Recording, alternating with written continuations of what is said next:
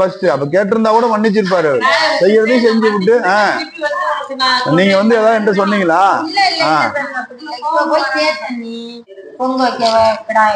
உத்தரவு கேக்குறேன். என்ன சொல்றான்னு பாப்போம். உங்களால என்ன பண்ண முடியும்? போய் சாமிக்கு கோயில் கட்டிட்டு இருக்காங்க, இப்ப கிடா வெட்டக்கூடாது, கும்பாபிஷேகம் முடிச்சுதான் வெட்டணும். போய் பொங்கல் வச்சு சாமி கும்பிடலாம், தப்பு இல்ல. சைட்ல எடுத்து வச்சிருக்காங்க, இந்த பக்கம் சாமியை எடுத்து வச்சு கொட்டாய் போட்டு ரெடி பண்ணிட்டு இருக்காங்க. அந்த இடத்துல பொங்கல் வச்சு கும்பிடலான்றது உத்தரவு. இப்ப கேட்டுக்கிறேன். அதுக்கப்புறம் அதுவும் அலட்சியம் பண்ண மாட்டீங்க.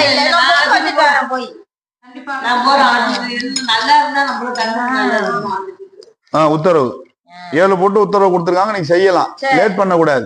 இது எல்லாத்தையும் தெரிஞ்சுக்கிட்டு மறுபடியும் லேட் பண்ணீங்க. இப்ப நாளைக்கு போலாம், நாளை கழிச்சு போலாம், செவ்வாய்க்கிழமை உள்ள போயிடும்.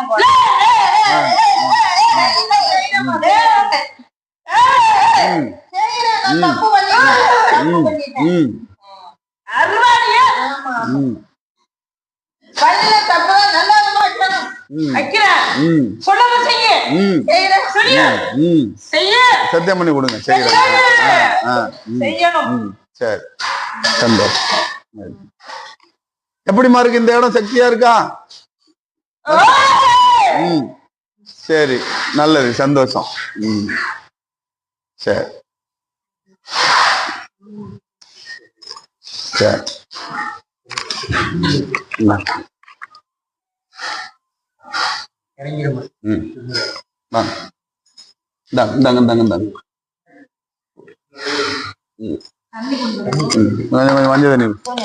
தண்ணி கூட்டு போறோம்.